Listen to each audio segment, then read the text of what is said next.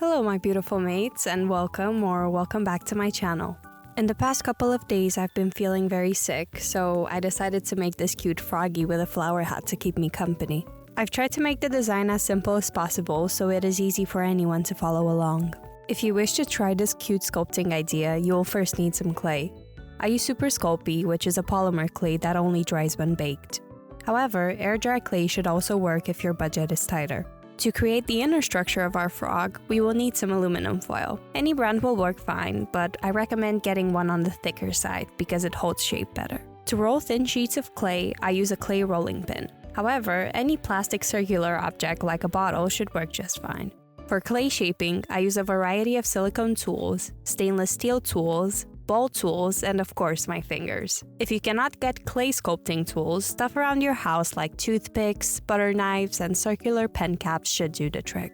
To smoothen out my clay, I am using rubbing alcohol. If you are using air dry clay, swap this out for water. Lastly, I am using a cutting mat so I don't get my table too dirty. A more convenient alternative to this is parchment paper, which you can tape to your work surface. To create the body armature, I begin by ripping out a hefty sheet of aluminum foil. Then, I compress it into a sphere using my hand. At this stage, you want to push in the foil as much as possible so the ball does not unfold. To perfect the shape and remove some of the wrinkles in the foil, I took out my rolling pin and started gently tapping the aluminum ball. Once I get the ball in a ballish shape, I take a considerable amount of clay and start rolling it into a uniform sheet. This layer needs to be a bit on the thicker side to make sure that all the dents in the aluminum ball will not show through. I carefully apply this sheet onto the sphere and use a box cutter to take out any excess material. In the long run, this will help me not spend so much time on distributing the clay evenly on my sphere. To make this shape more even, I begin rolling it in my hands and gently throwing it from one palm to the other.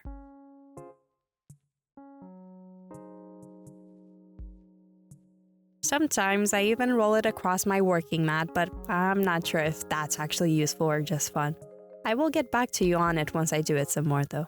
With my ball formed, I begin transforming it into more of an egg. I do this by applying a little hat where I want the top of my egg to be, and mushing the two pieces of clay together with my fingers. To eliminate the seam where the two pieces of clay meet, I gently roll my ball tool back and forth until I am satisfied. To give my egg some roundness back, I apply the same shaping techniques I used previously for my ball, rolling and throwing. Additionally, this time I apply a tiny bit more pressure towards the head of the egg to make sure that the head is noticeably narrower than the base.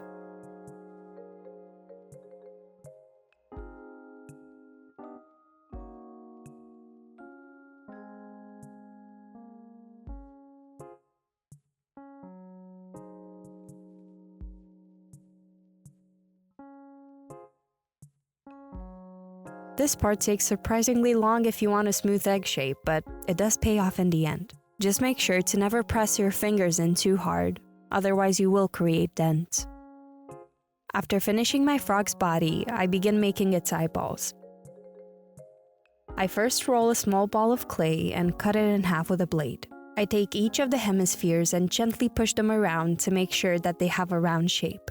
When doing this, I recommend constantly comparing your halves from a bunch of different angles to ensure that they are as similar as possible. I gently plop each eyeball into place and push them into the clay. This is usually a difficult step, and things can get uneven if you're heavy-handed.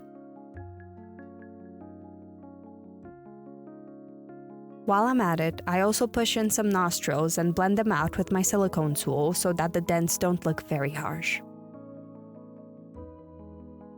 Moving on to the legs, I roll two tubes that I flatten at the bottom so I can create a cone-like shape. Again, I constantly compare each of the legs to make sure that they don't look wildly different. After attaching both legs onto the torso, I use my fingers to create a smooth transition towards the back of the body.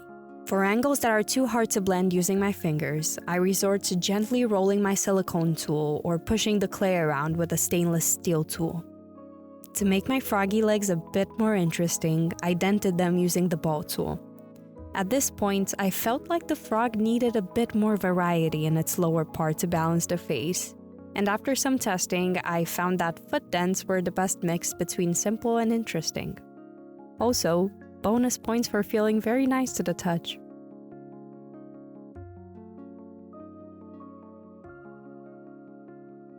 To make the mouth, I start by lightly sketching with a silicone tool. To blend in the mouth and make the top lip pop, I use the steel tool again and lightly press along the lower line of the mouth. Then, I sharpen some edges again with the silicone tool. This will ensure that once paint is applied, any protruding bits do not get lost in the layers of color. To finish up the mouth, I lightly roll a bigger silicone tool in two separate sections, the top lip and the bottom lip. This will make sure that any clay that was displaced during my pulling and prodding softly blends with the surrounding area while keeping the volumes I have created. Before baking this part of the sculpture, I apply a generous coat of rubbing alcohol to remove any superficial marks. Where I notice that stuff has not blended properly, I use either my finger or a detail brush dipped in alcohol to smooth over the surface. To create the eyelids, I rolled a thin sheet of clay which I placed over the eyeball and folded towards the exterior of the face. Personally, I found this method to be much easier than applying a clay worm where I wanted my lid to be, because a thin layer of clay can easily go into the tight space between the eyeball and the face without losing its shape. Perks of gravity, baby. To blend the lid into the face, I cut out most of the clay that is not on the eye, and then gently run my finger towards the forehead, following the shape of the eyeball. I also made sure to regularly press along the outlines of the eyelid to create the extremely froggy, bulging eye look. After smoothing everything out with rubbing alcohol, I went back with my silicone tool to deepen the crease between the eyeball and the eyelid, which helps differentiate the two shapes more.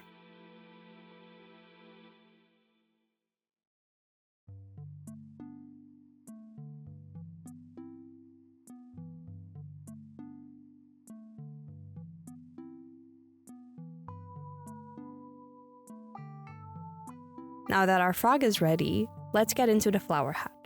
Because I want my flower to have natural waves and creases, I rolled a very thin layer of clay, which I transferred onto some cooking paper to prevent it from sticking. I also created a mini structure for my flower by hot gluing two pieces of wire together. This part is not necessary, but it did save me a good chunk of rather expensive polymer clay. To start, I cut out a circular shape out of the clay sheet, which I carefully pressed into the wire structure.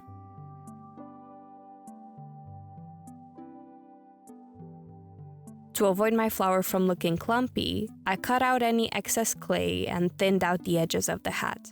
To give my flower some texture, I gently raised random edges and added additional clay where I would like the peak of my folds to be. After getting my general shape down, I go back with the stainless steel tool and my trusty silicone pen to continue blending, prodding, raising, and lowering edges.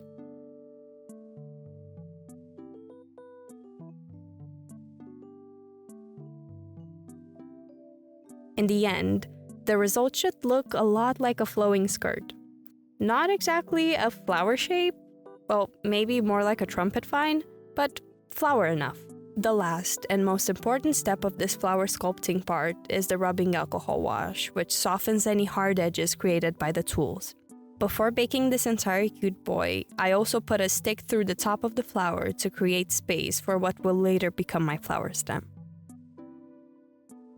After fully baking and letting my sculpture cool down, I sanded my froggy for a smooth, tied-together look. This is an optional step, but I thought I'd show you how I did it. For larger areas, I worked with sanding paper, which I moved in gentle rotating motions. For any difficult corners, I used a nail drill to redefine the crevices and make them clearer. As a rule of thumb, if I cannot see the crevices underneath the clay dust, I need to define it more. Personally, I do this because of the ungodly number of paint layers that I will apply, which will seep into these crevices and make them less dramatic.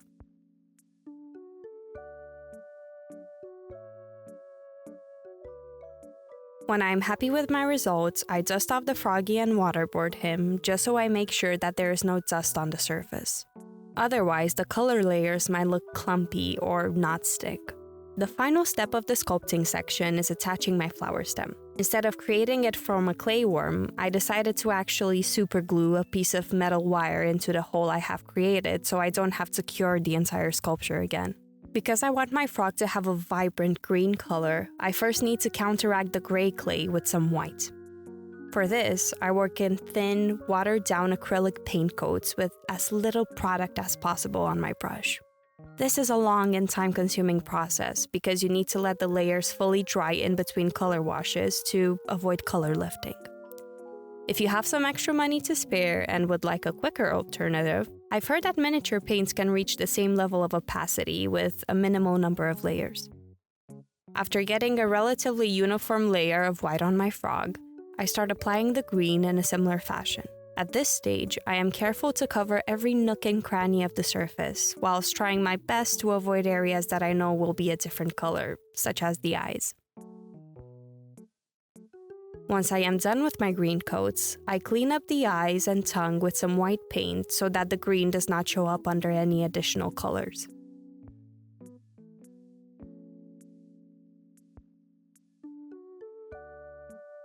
To give a bit of texture to the frog skin, I use a lighter shade of green to randomly apply dots over the body.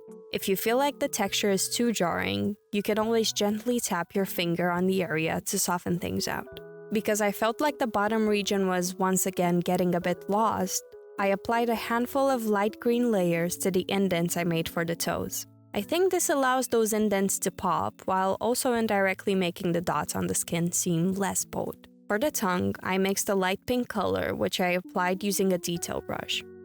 Towards the top, I used a slightly darker, more reddish shade of pink, just to give it a bit more dimension. For the eyes, I decided to go with a light yellow with the slightest tinge of green. At first, I apply a generous coat of paint in the middle of the eyeball, which I then move towards the exterior using a thin brush. This part requires a bit of precision and hand stability, so make sure to take your time. For this froggy, I chose to go with some horizontal, bar-like pupils to bring back some lines to a relatively round sculpture. Using a thin brush, I drag the paint across the eyeball whilst leaning on the table to stabilize my hand.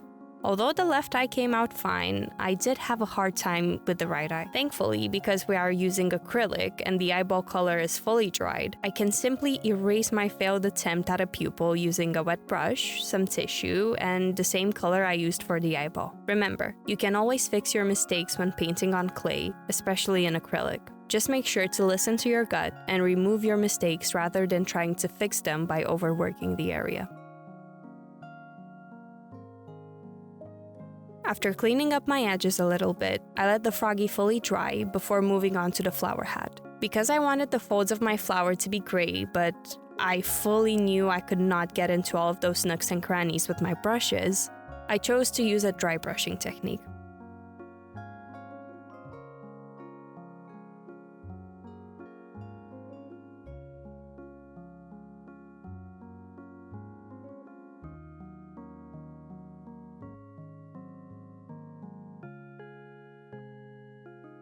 For this technique, it is crucial to use as little product as possible, barely touch the surface you are painting, and work in loads of layers.